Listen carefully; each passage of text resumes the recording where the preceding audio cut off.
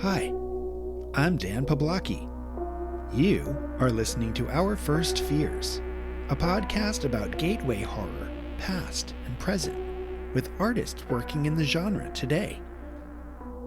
I remember it clearly, sitting on the bus to my elementary school in Lincoln, Rhode Island, eavesdropping on a chat between two older kids, neighbors who lived just down the block. One girl said to another, "My mom told me that the day after almost happened for real yesterday." I couldn't have been more than 7 years old, which would have made the year 1983 or 84. But even I had heard of this particular pop culture touchstone. Talk about the TV movie The Day After, which was about what might happen if a nuclear warhead went off in the United States, had been all over the news, and commercials were playing during hours when my little ears maybe shouldn't have been listening. Our country was in the tight grip of the Cold War. Fears of an attack by the Soviets were high, and apparently those fears had trickled down to reach even my schoolmates. The day after almost happened for real yesterday. On the bus, I remember thinking to myself, what a stupid thing to say. That would never happen. But my guest today, best-selling and award-winning author Grady Hendrix, had a very different perspective. His fears of nuclear annihilation spurred him to seek out movies and books about post-apocalyptic worlds, almost as talismans of a sort. He's brought several of those titles to the podcast today to hash out what it was like growing up as a Cold War kid living in terror of the incompetence of the adults who were in power at that time. And we talk about how maybe that terror hasn't quite gone away. Grady Hendrix is the author of the novels Horrorstör, My Best Friend's Exorcism, We Sold Our Souls, The Final Girl Support Group, The Southern Book Club's Guide to Slaying Vampires, and How to Sell a Haunted House, among others. His nonfiction collaboration with Will Errickson, Paperbacks from Hell, is a history of the horror fiction boom of the 1970s and 80s. It collects some of the gnarliest paperback artwork from that era and sits in a proud position on my own bookshelves, as do all of his books. Grady's latest novel, Witchcraft for Wayward Girls, is available now. A friendly reminder, if you like what I'm doing here on Our First Fears, I kindly ask that you subscribe to the show on the platform where you get your podcasts. For now, turn down the lights, turn up the volume, and get ready to explore Our First Fears. Hello, Grady. Thank you for coming and chatting with me about your first fears. How are you doing? Thanks for having me. I appreciate you giving me a chance to talk about primal trauma. Oh, yes. Well, that's what we're here for. Just to give the listeners a heads up of what the topic is, nuclear nightmares. So topical and fun, right? Yay. So we're all gonna die. Yes.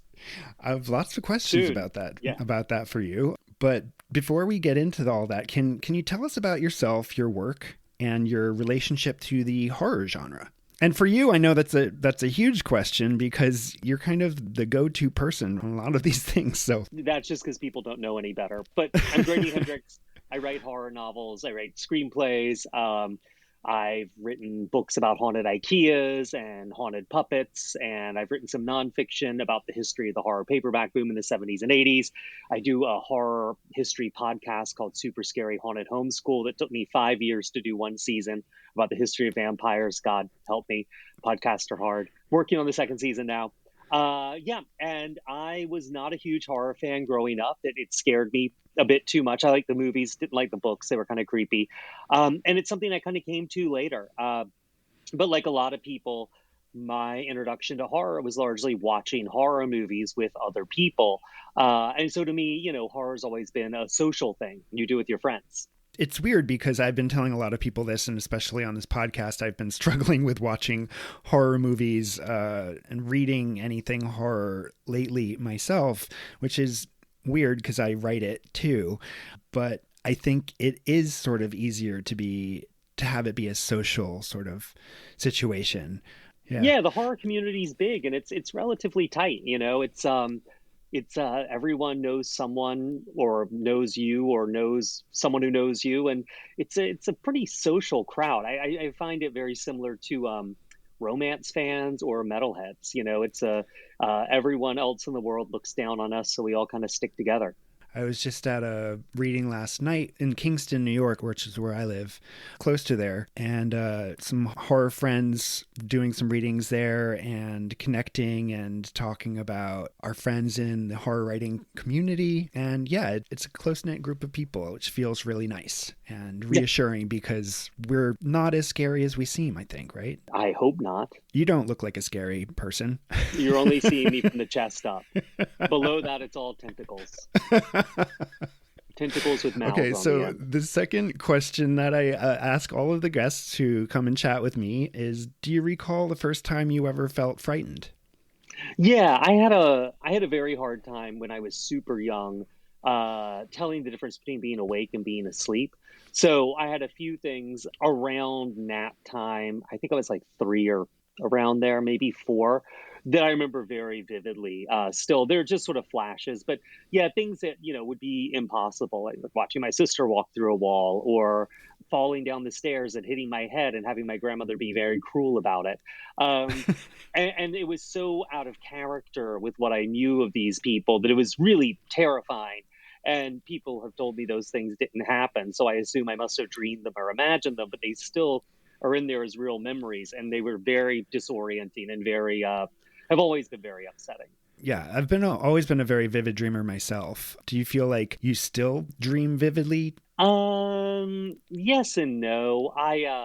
I'll sometimes feel like I've gotten like, oh my God, I've got the greatest idea for a book, and I write it down. And I'm like, that is garbage after a dream.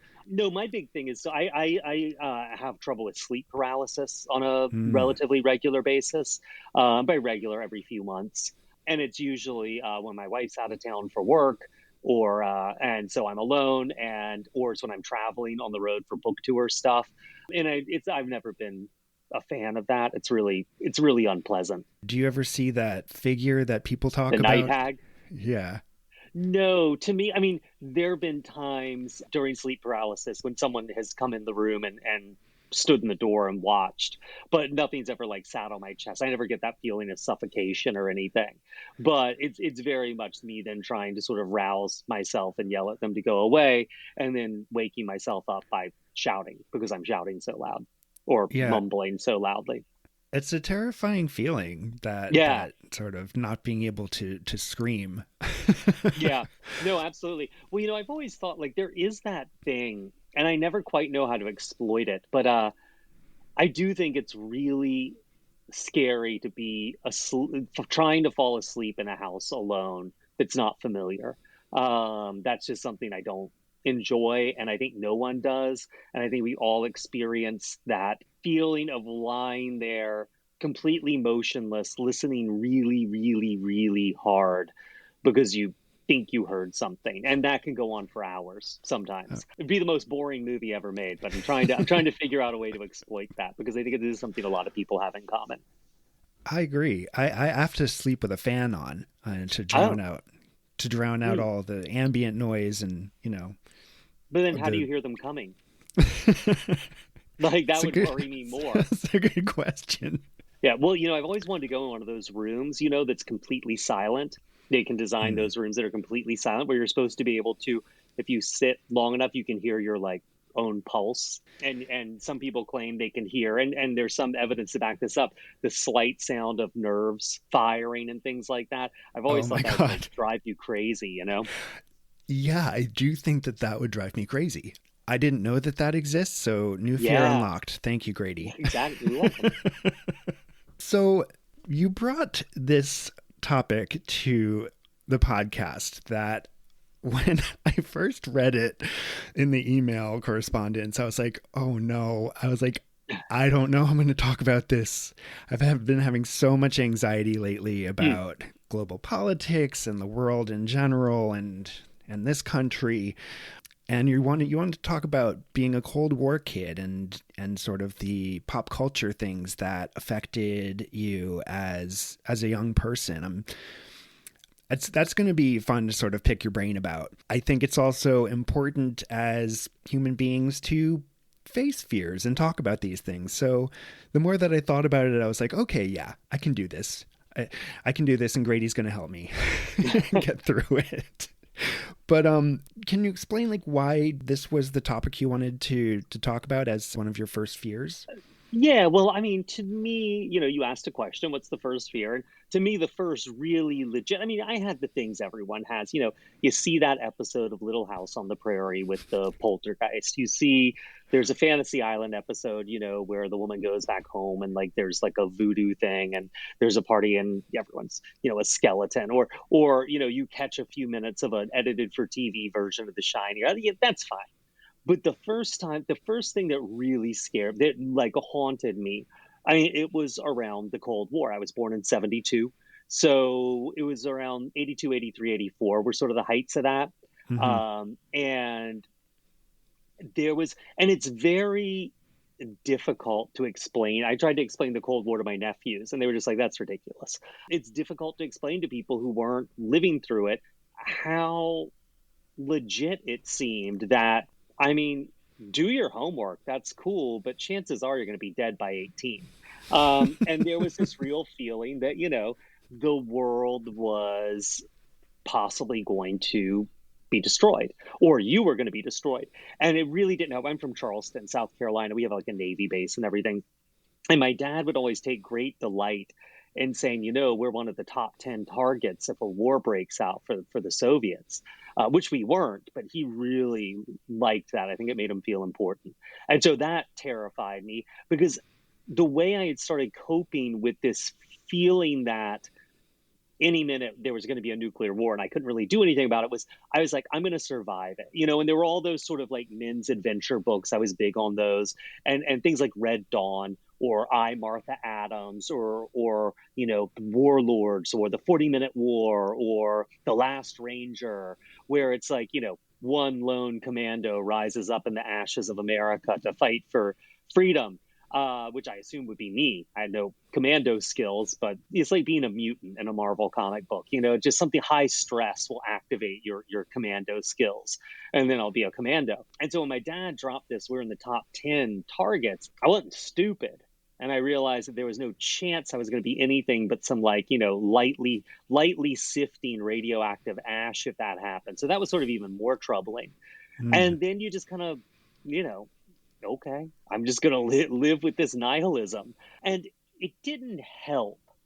And actually, this was sort of a secondary fear that started around the same time, but really bloomed later, which was the satanic panic. I mean, the McMartin preschool stuff was right around 82, 83, 84. That was when it started hitting the papers. And I really I was slightly aware of it, but I really wasn't super aware of it until probably 15 or 16, 14, 15, 16. So a little bit later. But there was, in the satanic panic, when there were all these accusations that preschools were covers for satanic cults who are molesting kids and sacrificing babies and all this. And what scared me about that is the accusations were so patently untrue. I mean, I was a kid and I could tell this was full of it. I mean, people were saying like, Chuck Norris and Al Gore were in a coven that sacrificed puppies. And I'm like, they would not be in the same coven. They would be in two separate covens. But the fact that judges and cops and reporters and adults and everyone was taking this seriously, something that was so patently false, and not just taking it seriously, but sending people to prison for it. It really did feel like, and I've never been a Kafka fan, but as a kid, it really did make me feel, and it's around the age you're getting exposed to things like 1984 and Animal Farm and Lord of the Flies, but it really did make me feel like everything's up for grabs here. Like I'm in a system I can't get out of that at any minute could send me to prison for the rest of my life for something I didn't do, or destroy me and everyone I know and care about, could just be ashes within minutes. Mm. It could happen by accident. It could happen on purpose. It could happen because someone it could happen at any moment. And so that was a fear I lived with for several years and was really shaped my personality. So, like a sense of helplessness, almost like all of those things sort of coming together. Well, a sense of helplessness, but also a sense of two things. One is that everyone in charge was insane, and there was no way to not have them be in charge. I was a kid. That, I had parents, I had lawyers, judges, doctors, teachers, all that stuff. I was in a system that was run by crazy people. And at any minute, either because they're stupid or gullible or vicious, they could just kill us all. And they didn't seem to care. And they seemed to be bent on that. And everyone seemed to keep doubling down on it. And on top of that, it was less helplessness and more the feeling that death was very imminent.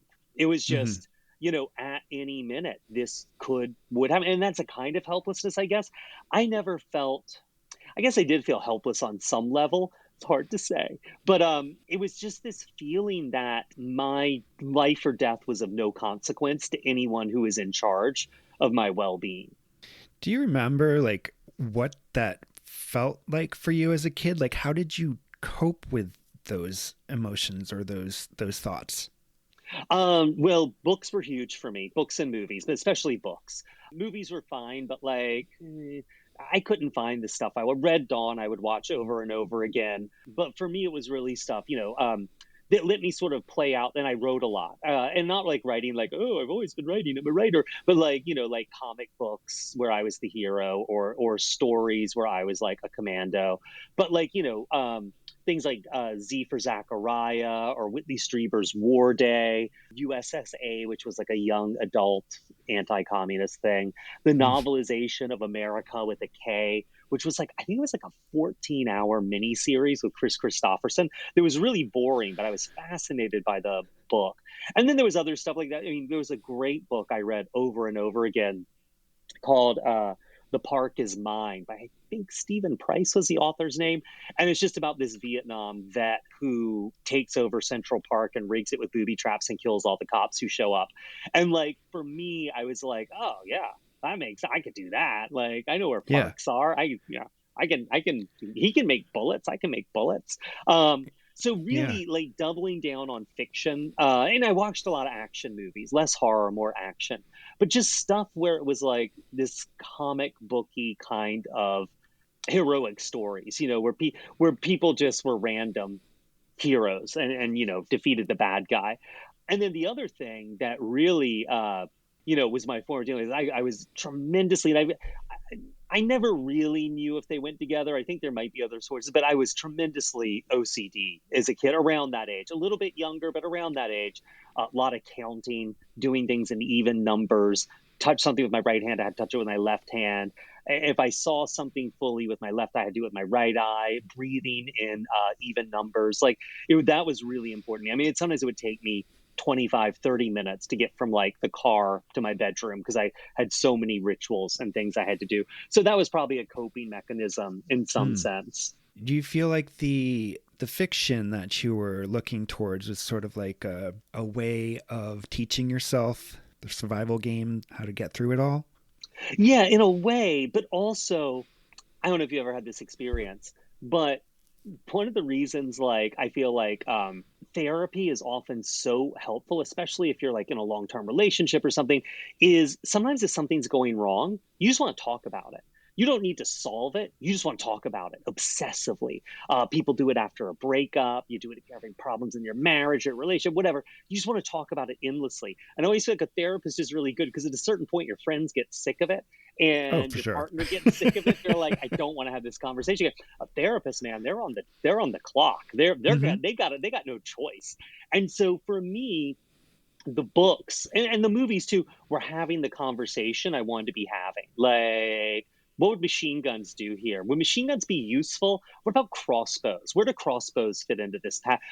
Could I take over somewhere in four. There's a book called The Girl Who Owned a City, which was a post-apocalyptic kind of thing, but it's viral, that I read again and again. And it was just everyone under 15, over 15 dies. So if you're under 15, you live. Over 15, you die in a plague. It's very similar to a book called Only Lovers Left Alive that I didn't read until later. And that was, this 11-year-old girl winds up finding food and building an army and a fortress and all that. And I read that over and over. This was the stuff that was having it was talking about the stuff I wanted to talk about. My friends would they would watch action movies too, but my enthusiasm for them was off-putting. My desire to talk about death and destruction was probably off-putting. And so the books, that was a way to have that conversation in my head, instead of inflicting it on other people. Yeah, well, let's get into some of the titles that you mentioned, specifically in the correspondence that we had. There were 4 main ones, a couple novels and a couple of films. I'm not sure if these were particular titles that freaked you out more than others, absolutely. Or I'll just mention them all first, and then we can get into it. But the first one is Threads, which is a 1984 British TV movie. I don't know if you know the author Daniel Kraus, but he was the one who introduced me to this film. Daniel. I know I did not see it when I was a kid, but he told me that they showed this to him in school. Unless I dreamed that, but having watched it as an adult and having it totally messed me up, I can't even imagine what that would have done in a classroom. Yeah. Where I went to school, they showed us Night and Fog in 7th grade. There was films about the concentration camps. It's just endless black and white footage of people bulldozing dead bodies. It's yes. And in a way, I'm glad they did, because they stopped doing it around the time we came through. I think I actually watched it on my own. I think they stopped doing it my year, and I watched it on my own at home, which was probably worse, better, I don't know. But so I always liked that teachers used to be toughen up, kids, bite a nail. Yes, exactly. So the second one is Special Bulletin, which is a 1983 television movie, which I looked into and found out that it was produced by the same people who made 30-something and My So-Called Life. I don't know if you knew about that. It's wild. Well, of course you knew about that. There's a novel called The Steel, the Mist, and the Blazing Sun by Christopher Anvil, which is an amazing pseudonym. Yeah. And then finally there's Warday, which is a 1984 novel by Whitley Strieber and James Kunetka. So these were the main ones that you mentioned, and you also said The Day After, though you said you were never allowed to watch that one. No, Red Dawn. Which I watched over and over again. Yeah. What about these particular titles got to you? First of all, what was your experience of finding each of these things? So Special Bulletin was interesting. So I think Day After was 83 or 84. I can't remember. It was 83 or 84, but it had a lot of advertising behind it. And I was not allowed to watch it because my mother didn't want me to be upset. Little knowing that I was already upset. It was also long. And I love Jason Robards because he was in this movie called Max Dugan Returns, which I loved as a kid. But people talked about it in carpool all the time. And we got Time Magazine, which had pictures from it and talked about it incessantly. So you knew it was out there. And it was everywhere, yeah. Yeah. So 83, 84. Special Bulletin was 83. Threads was 84. And this was around the time that the world really did feel... things felt especially dire. I mean, by 84, there was almost no communication between the Soviet Union and the States. There was no talk of arms control. I think the hotline between DC and the Kremlin had been shut down. And although we didn't know it at the time, later it came out that there had been a NATO war game called Able Archer in November of 83 that the Soviets took as a prelude to a nuclear war, to a first strike. And they actually put their missile bases on standby and alert and removed all their overseas diplomatic staff because they believed that the first strike was imminent. It was also around the time, and God, I can't remember this guy's name, but I think it was 82, 83, that the Soviet early warning line lit up with a incoming first strike. And the guy who was in charge of radar that day, the officer, refused to report it up the chain of command because he was like, I refuse to believe this is a first strike. This is a mistake in the machinery. This is an accident. It's a false positive. We are not passing up. And that was totally against orders. And he was later drummed out of the military for it and really harassed and lost his career. But the response would have been a retaliatory strike. And it turned out to be a weird effect of the way sunrise was hitting a pattern of clouds. Wow. But, but the U.S. was just as bad. I mean, we had an alert where NORAD went on lockdown, and it turned out that these chips they were using were faulty and were misreading a date and sending, I mean, it was just insanity. So we were so close to the edge in 82, 83, 84, and we didn't even know it. But that stuff was flying around in the air. I mean, this is around the time Alan Moore was writing Watchmen, which has that image came out a couple of years later. There was just something in the air. And so as a kid, though, were you listening to the news? You were listening to the news. I mean, I remember there was a thing off the coast of Syria where a Soviet trawler, that was a spy vessel, I think was attacked with a missile or it had some kind of incident where it went down. And I remember I was home alone that day and the radio was on. I was convinced, this was the beginning of the end. So you caught bits and pieces. I wasn't sitting there reading the paper every morning, but you caught bits and pieces of it. And your parents talked about it, and it was in the air. There was something in the air. Reagan going on to give a press release or press conference and saying, ladies and gentlemen, we've outlawed the Soviet Union. The missiles will start flying in 30 minutes. It just was out there. There was a heat in the cultural temperature you could feel. So this TV movie comes on, Special Bulletin, 2-hour movie. It's basically set in Charleston, and I knew it because it was set in Charleston, South Carolina, where I live. Right, and it was not in Charleston. And my sisters had driven through some of the stuff downtown where they were shutting it down to shoot the aftermath. And I was like, oh man, I'm going to see this when it came on. I had a hard time with TV schedules. So, someone told me what was coming on. I watched it, and they ran a disclaimer at the beginning, but the thing unfolds like a news broadcast. It's interrupting regular broadcasting from the RBS network. It unfolds like a newscast. And basically the plot is terrorists in Charleston Harbor have taken a vessel hostage, and they have a homemade nuclear device. And they're demanding that their comrades be released from prison. They're not Russian. They're just terrorists. The same terrorists who are probably invading America and Invasion USA, just terrorists. This news coverage unfolds as this incident escalates, and it ends with the accidental detonation of the device and then the aftermath. And I mean, it's really effective. It's looking at it now, you're like, the special effects are a little corny, but what sells it is a reaction of the anchor people. I mean, who, what they just turn, is this dumbly to the camera? What's going on? Can we do something? Can someone do anything about this? Someone breaks down weeping. I mean, it's really, all the wheels are coming off as you watch. And, and they ran a thing afterwards. It's like, this has not really happened. Well, when it aired, the phone lines in South Carolina melted down because everyone's calling Charleston. Are you dead? Are you dead? They say you all have to be evacuated. And they actually, I believe, rebroadcast it 6 months later and ran a ticker along the bottom that said, this is not real. This is a fictional representation. And the phone lines melted down again. People just either couldn't read or were so convinced by the performances. And that was huge because it was the first time.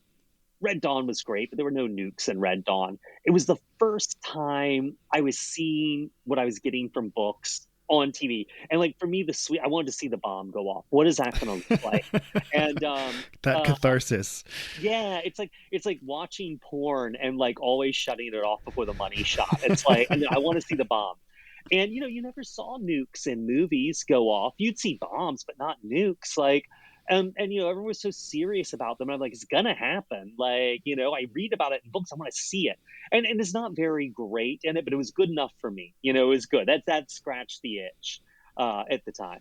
And then I would say probably a year. I would say it was 85 when I saw Threads, and that was because I discovered that the public library, you could check out videotapes with your card. So I was watching all this. I was like, let's see, in 85, I would have been 13 or 14. So I was watching all this Ingmar Bergman and yeah, I know. And like rando documentaries like Atomic Cafe, which is a great compilation of safety shorts, the duck and cover stuff, and Threads. They had Threads. I was like, nukes. And I got Threads, and Threads I think, might be the most depressing movie ever made. First of all, I agree, but in the Wikipedia article about it, it says Peter Bradshaw of The Guardian called it a masterpiece, writing, quote, "It wasn't until I saw Threads that I found that something on screen could make me break out in a cold, shivering sweat and keep me in that condition for 20 minutes, followed by weeks of depression and anxiety." Yeah, yeah. I mean, I'm it like, definitely, yeah. yep. Even Nailed it. thinking about it, when you sent me this proposal for a chat, I was like, oh my God, Threads. I cannot. Yeah. It's well, the British do Bleak, and it's a low budget production. And just so people know what we're talking about, Threads was this 1984 British show, and it was on the BBC Two, I think, and it came out of their science department. And so they actually were allowed to get away for a lot because it wasn't coming out of the drama department. It's coming out of the science department. And it's a very slice of life. You feel like you're watching a Mike Leigh or a Ken Loach film for a little bit, made for TV, but it's about a 2-hour movie. And you're watching, it's just people sort of living their life. I think is it in Manchester or Birmingham? I can't remember where it is. Like, I don't know, Sheffield, just some sort of nothing industrial town. I believe a little bit to the north, just a town. And remind me of Charleston. Sheffield. Yeah, okay. Sheffield. Yep. Yeah. Sorry, Sheffield. You're not just a town. I'm sure you're a lovely place. And you get a little slice of life. There's like a couple trying to deal with their pregnancy, an unexpected pregnancy and things. And you get these flashes of tensions, east-west tensions escalating in these really weird little silent interjections where it's just some text on the screen or some silent footage. And then everyone starts to panic because it looks like things are going bad. They're raiding the supermarket. And then the nukes go off. One of the things is Special Bulletin gives you a little bit of the aftermath. But Threads goes on for like 10 years afterwards. And I mean, you get to the point where it's like the generation who got nuked has had their children who are having their children. And like children are basically, I mean, practically catatonic. I mean, and it's not like they're catatonic, but they're like mentally disabled. Like they're just sort of zombies almost. And adults who survive the nukes are just sort of catatonic, and many of them just choose not to speak anymore, if I remember correctly. People are selling like rats out of the bag, like dead rats for food, and trading sex for like dead rats. And it ends with a really harrowing scene of the daughter of one of the main characters who's watched her mother, who we've already seen get born post-nuke. She's watched her mother die of radiation poisoning, and she seems very cut off. She has no feelings that you can see. She's very cold. And she gives birth to what you just catch glimpses of, but seems to be an incredibly mutant, unviable baby. And the nurse, for unknown reasons, wraps this bloody mass of tissue up in like a little towel and shows it to her. And just as she gets ready to like scream in horror, it like freeze frames on her. Sound of wind blowing. The end. Dude, this thing. I have goosebumps thinking about it. No. It went hard. It went hard. It really did. And did it have to? I mean... Well, but didn't it? I mean, it's funny. I just watched this documentary about the making of The Day After recently, and the producer and the director, or the writer and the producer of it, or director of it, I can't remember which, are like, yeah, network standards and practices were like, you can't have this. And they're like, we're having it. And they're like, we just did it. And their feeling was, and I read a little bit about Threads, and there's a documentary about it I haven't read, but I know a little bit about the making of Special Bulletin.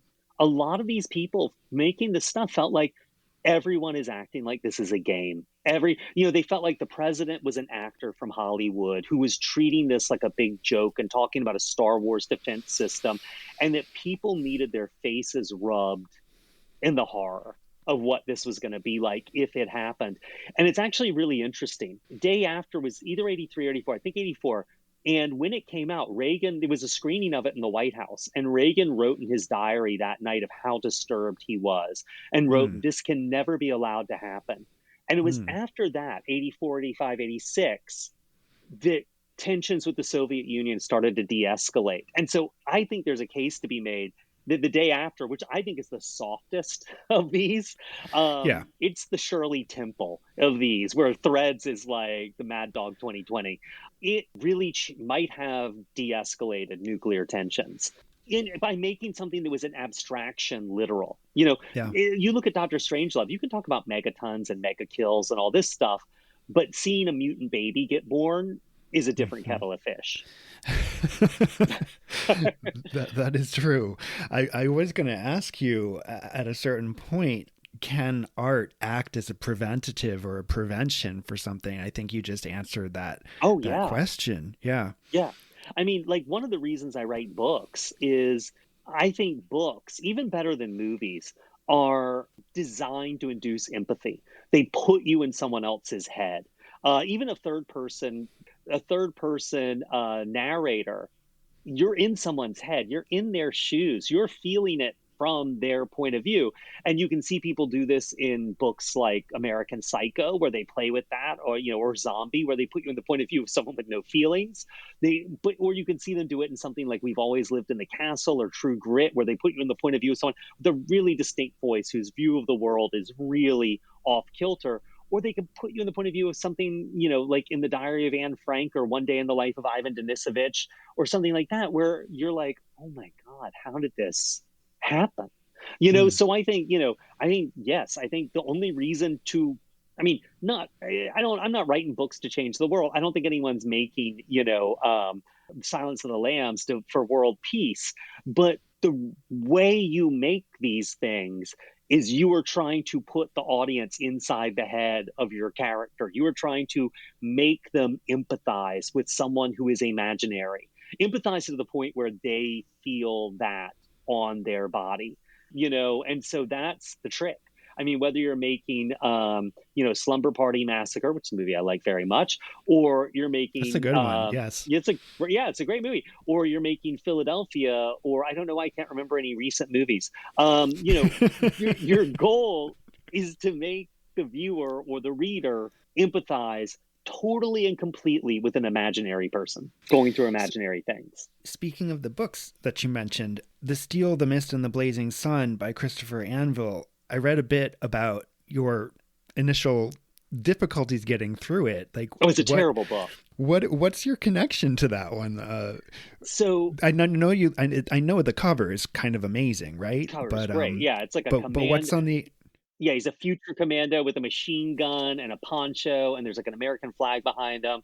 And I picked it up at a used bookstore, and we were going to visit my aunt and uncle upstate. It was like a 4-hour drive each way, and so I brought it with me. It's the only thing to read. And so I was like, I'm going to finish this book. It's going to be awesome. And it is the most tedious book I've ever in my life. And it's basically like a sort of, the nukes have flown and the world is all reconfigured. So it's a sort of like 20 years, 30 years later, sci-fi thing set on a reconfigured Earth. And it's all about like wheat prices and hoarding and shipping. And it's so boring. And it is literally just one conference in a room after, like, some chapters, the biggest action is someone comes in a door and sits at a table and delivers a presentation. I hated this book, but I could never finish it, and it preyed on me because I was like, maybe it gets better, maybe it gets better. And so I was always writing different versions of it in my head, like, what if this happened? So it was like, for me, it was like such a negative inspiration in the sense of it made me imagine a better book. That's fascinating. I'd never thought about that before. And I often do try to read books that, or finish books that I'm not particularly enjoying to figure out like why. Yeah. What is happening on the page? What is the author doing that is making me not like really this great. At all? But I think that that's your response to this Christopher Anvil novel is as you trying to rewrite it for yourself probably was an exercise in, early plot building, Well, in a way, but I hated this book. And I couldn't throw it. I still have my copy, and I couldn't throw it away. And because it promised me commandos in ponchos with a machine gun on the cover and never delivers. And so it was less like. Is there never a? No, there's a commando raid at one point, I believe, that happens off page. It is That's wild. Christopher Anvil, I want a word. I think I just start crying, or I might just fly at him and like bite off his ear or something. But like, it wasn't so much me consciously being like, how do I write a better book? But it was just me being like, these are the things I want in a book. That Mm-hmm. commando. I want nukes. I want it really like it made me, Ray Bradbury once said that, when I started writing short stories, I wrote a list of things I was interested in, and then I wrote about every single one of them. And I was like, it made me start making that list in my head. I was like, crossbows, commandos, the nukes, underground bunkers, war robots, like tanks that fly. I don't know why a tank should fly, but I wanted tanks that flew. Not very high. I just wanted them to fly a few feet off the ground because I thought if the roads were bad, that was a way to solve the problem. Good thinking. So Yeah. where is this book? Uh, uh, this book is right here. No, I'm talking about the one that you were planning and have been planning this is the same since goddamn then. copy. That's amazing. He just for everybody who's listening to this, Grady just held up the actual paperback copy from his youth, which I hated. I've still got my actual copy of Z for Zachariah, which is another book I hated, but all for the right reasons. It's a really great book, but it's sort of like it was written for teenagers, sort of post-nuke, about a girl trying to survive. And it was so hard that I would keep going back to it, but it left me feeling sometimes I couldn't finish it. Like I read that book a dozen times at least, and I would sometimes just stop reading before the end because it was too intense. Whereas The Girl Who Owned a City, I'd read that book all the way through because it was so satisfying, even though it takes a turn, and even though it turns out that O.T. Nelson, who wrote The Girl Who Owned a City, the post-apocalyptic book I was talking about earlier, the virus one, was an Ayn Rand fan and an objectivist and wrote the book to teach kids that sharing wasn't good. And only book they ever wrote. O.T. Nelson was actually a house painter who ran a big successful house painting company. I actually reread the book. I found a copy like 6 years ago and reread it. And I was like, oh, wow, how did I miss like 12 pages of objectivist ramblings? And then it'd be awesome stuff. And then, well, don't you think I earned those things with my own hard work? And I choose to give them to you. I'm not sharing, I'm giving. And when I want to stop giving it to you, I'll stop giving it. And if you don't like that, you can do it yourself or die. Cool. To me, that sounds very much appropriate for a child's voice to be saying, right? Yeah. Maybe not an adult, but for a child, yes. I didn't think about that, but yeah, it is sort of your high school. For me, it was my high school years where I read Ayn Rand. It was like, yes, this makes absolute sense.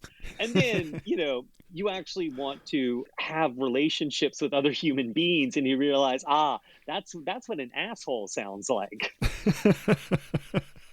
And we all know children can be assholes. I think it's a pretty fair statement. Anybody who has kids, I dare you to disagree with that.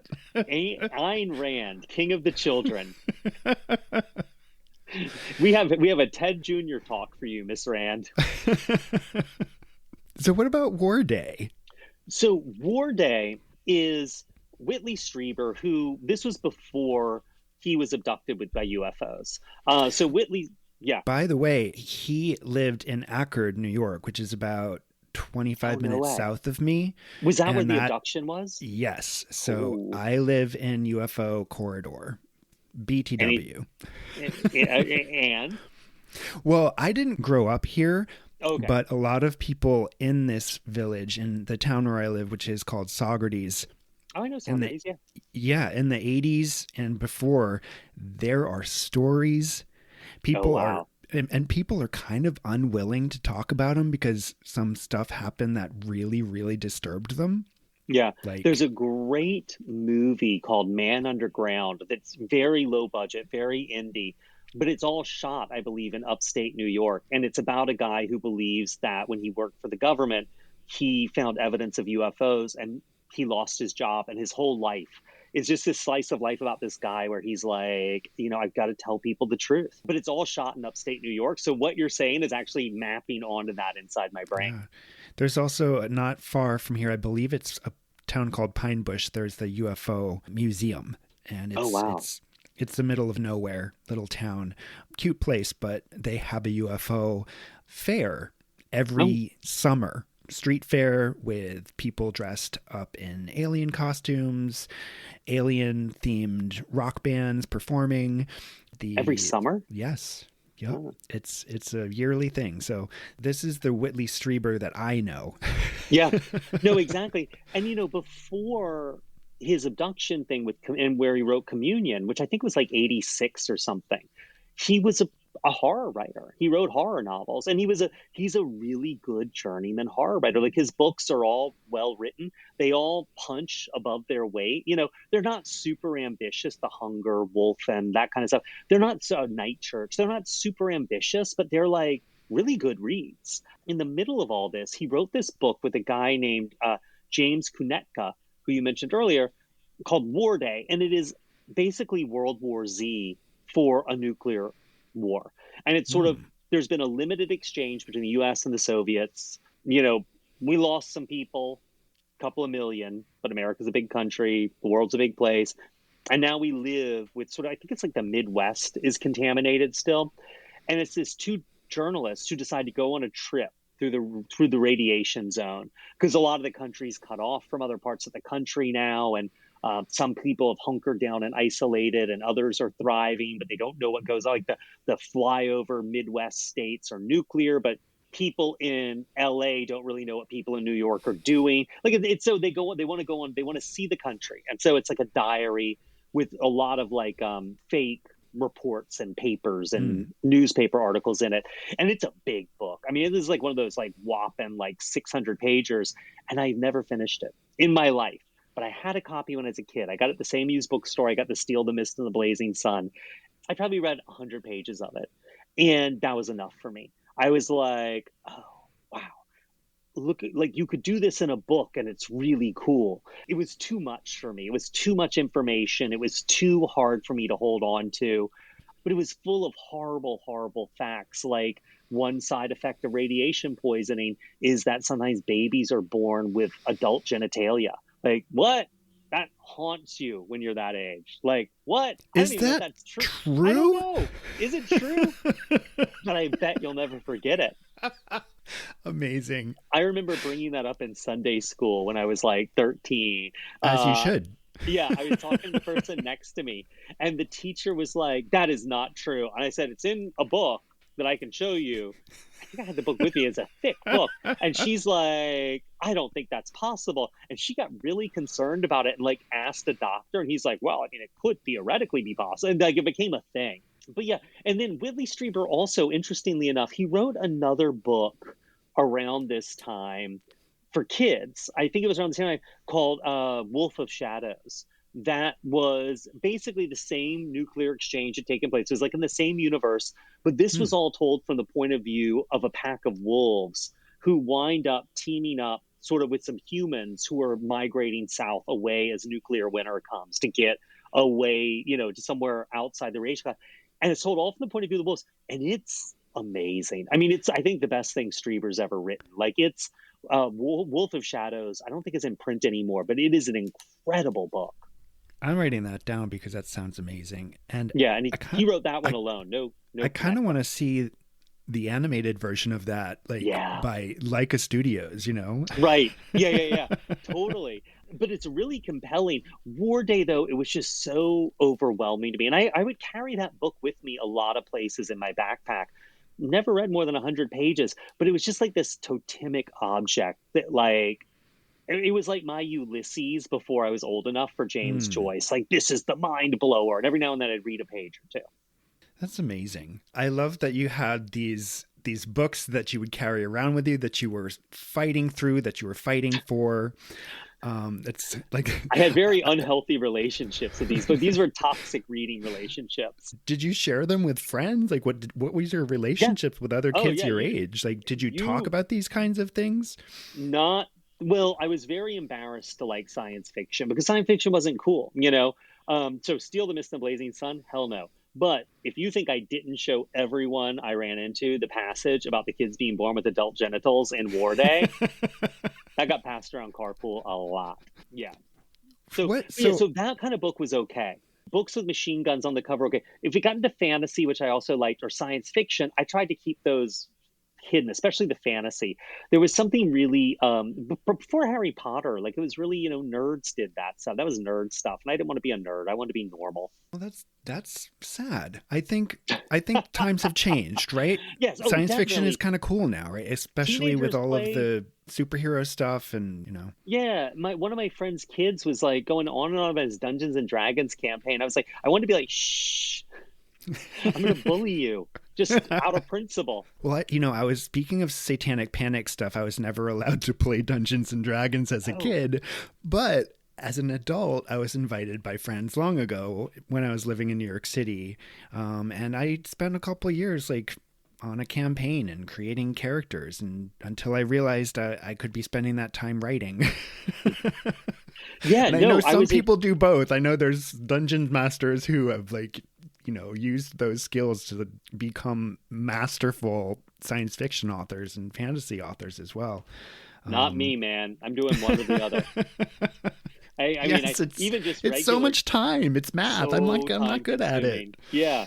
No, totally. I used to love my console game, my PlayStation. I got rid of it. I was like, I'm not going to write with this around. I'm going to take a 20-minute writing break and like, it'll turn into 3 hours. Like I just couldn't do it. Well, it's the work-life balance, right? You have to make these choices. Yeah. So all of these titles, all of these stories, like the makers of them, the creators of them, I'm thinking mostly of the filmmakers.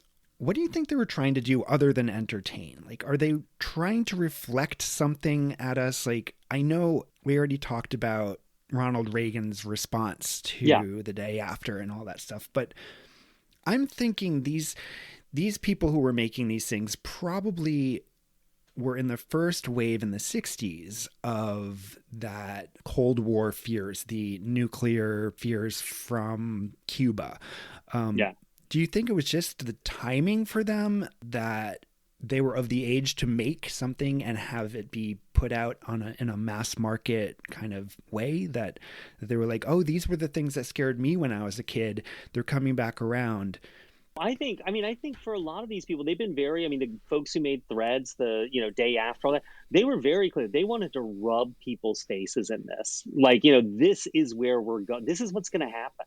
Unless people wake up, this is where we go. I am showing you a mutant baby wrapped in a bloody towel. I want you to look at the mutant baby and scream. The book writers, I think they all differed. I mean, O.T. Nelson clearly wanted to teach kids, objectivist philosophy. The Steel, the Mist, the Blazing Sun, who the hell knows what Christopher Anvil was up to? But like things like, Alas, Babylon, or On the Beach, or Wolf of Shadows, or Warday, or Z for Zachariah. I mean, I think those authors had that same thing. This is what's happened. This is what you're talking about. This is what, I remember there was a real feeling in the 80s that there was this bright, shiny world you saw on the nightly news and in the White House and at the press conferences. And, and this was the Reagan administration. So it was the same administration that was breaking unions. It was the same administration that was, discharging mentally ill people onto the streets. It was the same administration that was denying AIDS as people were dying. And so there were a lot of different people looking at the public face of America, the bright and shining city on a hill.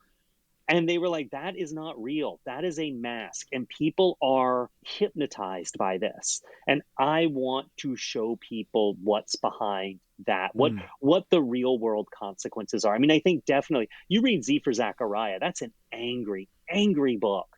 And I think On the Beach is a just depressed book. And that was a little earlier. But like, these folks, I think they really did want to say, this is what we're talking about. I think they want to rub people's faces in it and try to wake them up. I think there was a real feeling. I think there was a confidence and an optimism that people could be woken up and wanted to be woken up. So there's a kind of connective tissue between all of these titles, right? Which is kind of a documentary style storytelling technique. In Special Bulletin, there was like a live newscast, and Warday authors Strieber and Konetka were inserting themselves as journalists documenting the aftermath of the nuclear bomb going off in the United States. And then even Threads has a kind of a cinema verite style to it, I think you could say. My question for you is, Why do you think these writers chose this device to tell tales of nuclear nightmares? Well, I think, a lot of people would look at these, and if you're going to lump them in somewhere, you probably put them in science fiction, right? They're all about science, scientific, progress or slash regress, but like nuclear weapons, what science does to society. And they're all kind of taking place either in like a speculative future, like what would happen if with a special bulletin, or even the near future, like Threads goes 10 years into the future. And so I think a lot of people, that's science fiction, science and its implications in the future. But for me, I realized that the documentary techniques they're using kind of tip their hand that they're doing horror, because horror is the one genre that says it's true, right? Like back to Castle of Otranto, that's like, we found these letters in an archive telling this strange tale about this Catholic family. These are the letters.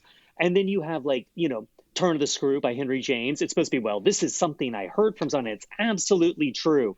Even like Dracula is written like, here's Jonathan Harker's journal. Here's a transcript of these wax cylinder recordings. Here's Dr. Quincy's, I think it's Quincy or Seward's journal. And so it's presented as a bunch of documentary evidence. And that happens with horror. I mean, you've got creepypasta, you've got urban legends. I got a pimple and I popped it and baby spiders came out. I went to Mexico. I adopted a dog. It was a rat. Yeah. The news element of those being like, I heard it from a friend of a friend. Yeah. Like, that's even news. Yeah. And that's even ghost stories, right? Like if you're good at telling ghost stories, you realize the more you make it personal and about where you are. Oh yeah, it could be an old chestnut ghost story. Be like, oh, this happened right over there. So horror claims it's true, and it's possible. There's no such thing as found footage rom-com. Like horror really is the only genre. Sometimes science fiction does that, but just the label science fiction lets you know it's fiction. It's right there in the title. I remember a couple of years ago during the pandemic, people were doing these lists of great horror books. Actually, it was before the pandemic. I used to, I still am, I guess, the moderator of R Horror Lit on Reddit. And we would do roundups every year of like, what are the top 10, not this year, but of all horror novels? What horror books, I would say books that people should read. And The Hot Spot, which is what the movie Outbreak's based on, was not always showed up. Like, and so horror, it plays with that, which I always think is interesting. So yeah, to me, these are all horror, and the documentary tropes and techniques are what says it's horror. And it adds that kind of a different kind of level of fear to these stories as well. I think, What does this device do to a kid's perception of story who's watching this, who maybe is trying to discern between this and real life? And maybe how did these devices affect you as a young person? They made them more boring, to be honest. Like, I like Threads. I like Special Bulletin. I like Warday. I mean, the parts that I've read. But like, the more it adheres, like, fiction is reality with the boring parts taken out. Stephen Graham Jones is always like, I write horror because it's not boring. And so by putting in these trappings of reality, you get things like, you even hear it in Orson Welles' War of the Worlds broadcast, where it's like, we interrupt this broadcast of this big band in the Dorsey Hotel to tell you there's been a comet. We now return you to your musical program. And there's like 3 minutes of just music. Like, it's boring. So this stuff always, and even Threads has these really long scenes where you just hear howling wind, and they're sort of showing you, kids sitting in a classroom for like a few minutes. And it's boring, but that's how you know it's real. Reality is boring. And I also think as I get older, I appreciate it more. Like, when I was 14, I would have no patience with like Kiyoshi Kurosawa's long takes in Pulse. Now I find them terrifying. When I was 15, I wanted Threads to, like, if it was a podcast, I would have listened to it at 1.8. Now I really like those kind of bleak, empty moments with that howling wind. And actually, weirdly, there's a nice, bleak couple of empty moments at the end of Special Bulletin with probably the same stock sound effect of howling wind over it. Howling wind is the sound of terror. And of nuclear holocaust, yes. Exactly. Face to face with your mortality, you get track 12 from the BBC Radiophonic Library of Sound Effects, Howling Wind. Well, thinking of news as a kind of a horror story element, in your new book, Witchcraft for Wayward Girls, we spend the opening pages with our main character, Neva, who's driving with her dad to a home for pregnant teens in 1970.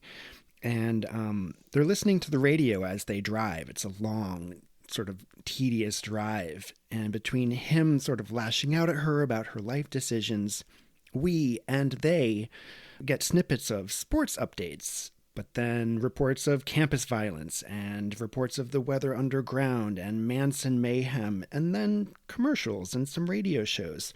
And all this sort of made me think of the opening scenes of the Texas Chainsaw Massacre when the kids are riding in the van. And they're also sort of getting news reports of horrible things happening around the United States. So there's a weight to all of this. Can you tell us about this choice to include these news reports here? Yeah, well, that was really to save on gas to some extent. Like, I needed to do a lot in that first chapter. And a couple of things I needed to do was I need to establish that 1970, people felt like it was falling apart. I mean, this was Kent State, was the same month. This was like a lot of protests. Manson trials were about to start. People really did feel like the world was coming apart at the seams. But at the same time, it gave me a chance to also establish the fact that we're in 1970. I mean, who listens to the radio anymore? And if you do, it's like satellite radio. And I miss those I used to drive a lot, long distances, and I miss those old, weird days of radio, and nothing sort of brings me back to them more than you're driving through and you lost one station, you get another, all that's on is a baseball game, which always on the radio has a certain feel to it. It's like, I think they still have those same announcers kind of like undead, just giving play-by-plays. But also there'd be nothing on FM, so you'd like find, on AM, which was always like some local preacher on the air or variety show or something, or a call-in show. And then you get like, just weird bits and pieces. And I wanted that to be happening because I think that feels unfamiliar to people now. And I also think the fact that you're stuck in a car with someone. Like, you can't put on a podcast. You can't listen to an audiobook. You can't look at your phone. You're really stuck in a car with someone, and whatever, you're the victim of whatever's on the radio. So it was really establishing 1970, both with information and with sort of atmosphere. I also sort of took away from it that, it was adding to the tension between Neva and her dad, which was already spiking. Just their own personal relationship and what was about to happen to her. So I thought it was really effective to use that. Now, we haven't really gotten into it yet. Can you tell the listeners about your new book? Yeah. I mean, Witchcraft for Wayward Girls, it's set in 1970, and it's about 4 teenagers who get sent home to a home for unwed mothers because they're pregnant. And, the homes were everywhere, largely between 45 into World War II and 73, which was Roe. And but they still existed after that, and they existed before it. But in their most realized form, that was the years called the baby scoop era. And these kids get sent there and no one will tell them anything. What's going to happen when they give birth? No one's going to tell them. And what's going to happen to their kids afterwards? No one's going to tell them. And so they find a paperback book about how to be a witch, because there were a lot of those things. Late 60s, early 70s, supermarkets are full of books that were like The Powers of Astrology or like 100 Charms for Around the Home. It was just a big occult boom time. And they find one of these books and it really teaches them to be witches, and complications ensue. Complications ensue for sure. It's a wild ride.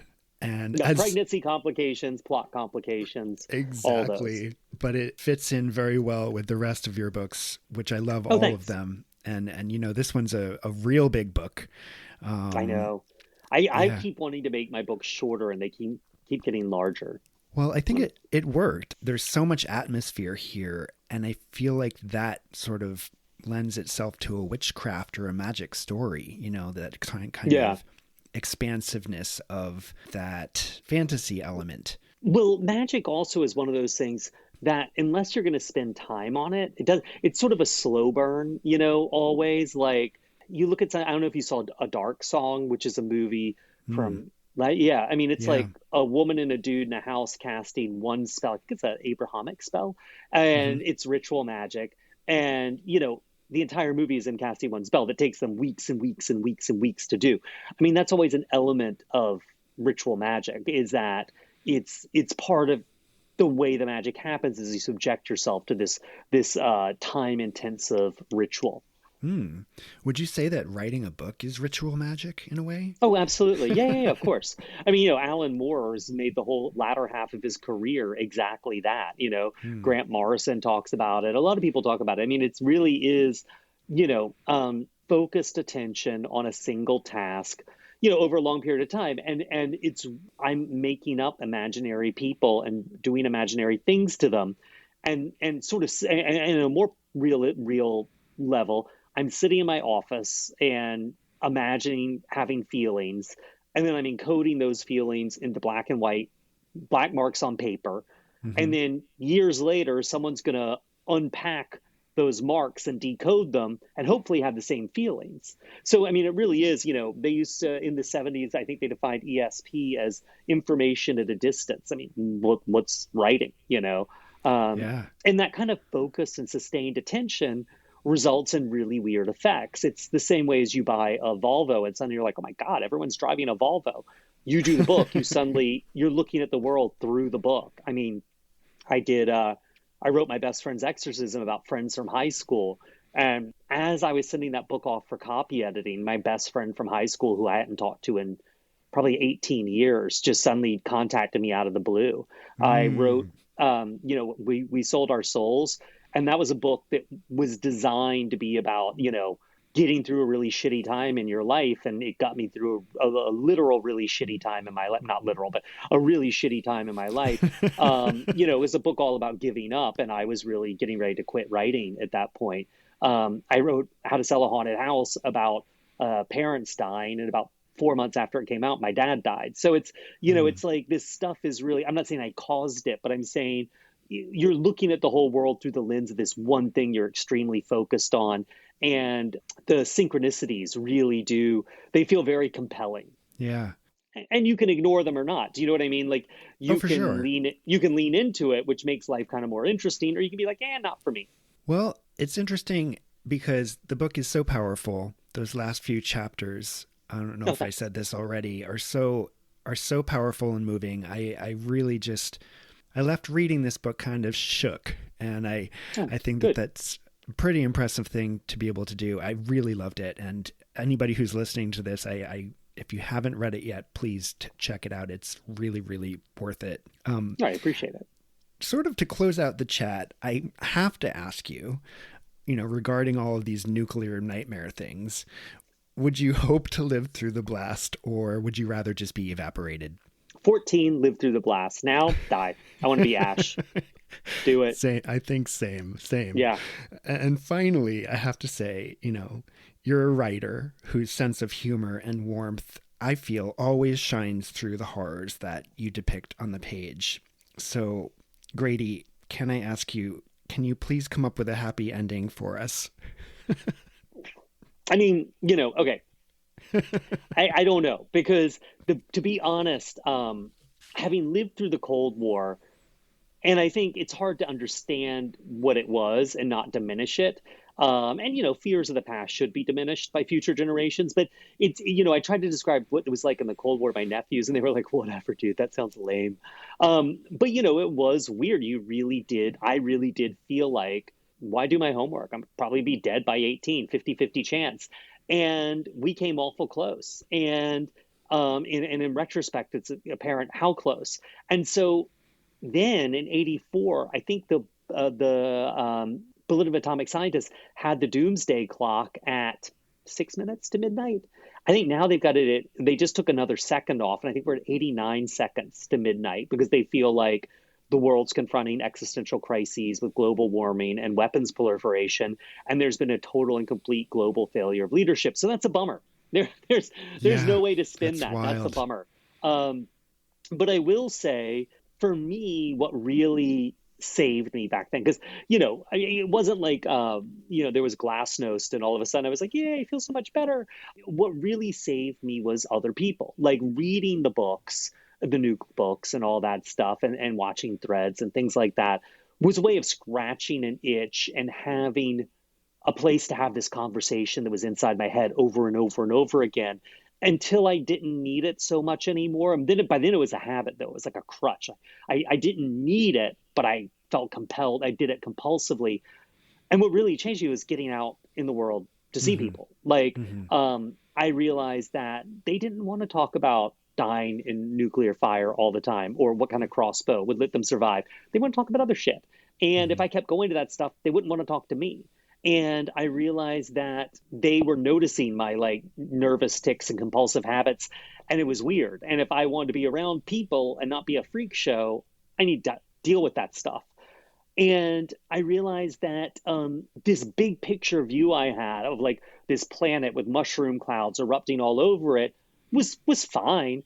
But in reality, it was a smaller picture that I was dealing with every day, of like the block I lived on and my friend down the street and the people I'd see in homeroom, and, a horrible thing that had happened to Neil Ruby the night before.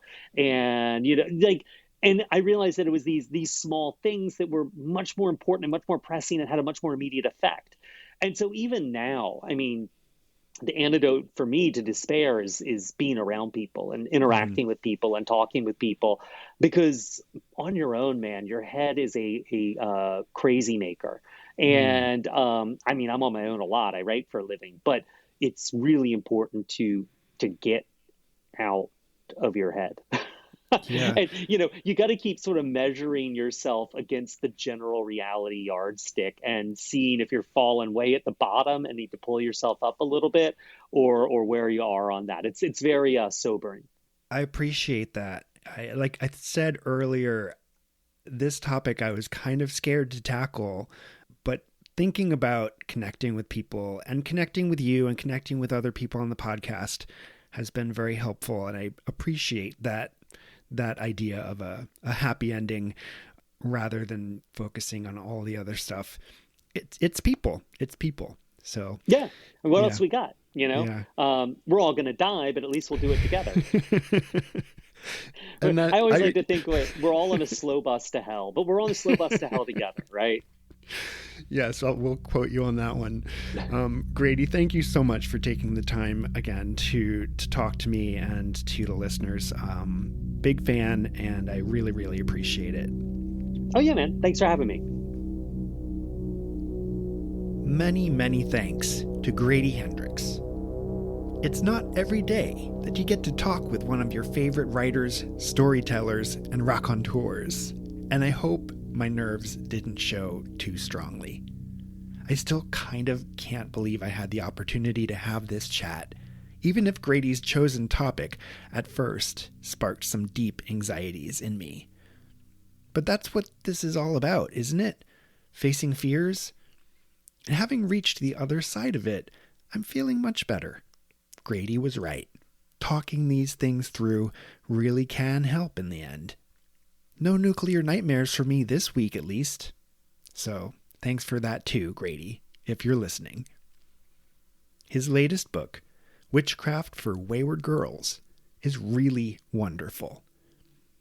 Even though it's intense and deals with some fairly dark themes, Grady's writing remains as accessible as always, fun and ultimately moving in surprising ways.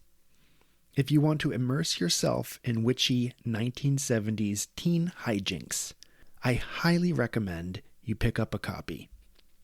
And if you don't mind listening for a few more seconds, I'd love if you'd check out my recent books too. Tales to Keep You Up at Night and More Tales to Keep You Up at Night are available in paperback now from Penguin Workshop. And you can also pre-order my upcoming picture book, My Brother's Butt is Haunted. In fact, I really hope you do.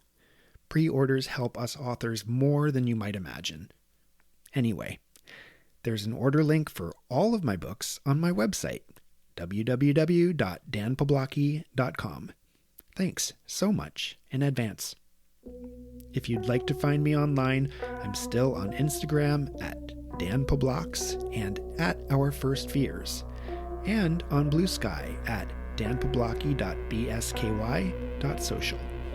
You can reach out at ourfirstfears@gmail.com, and if you do want to get in touch, let me know.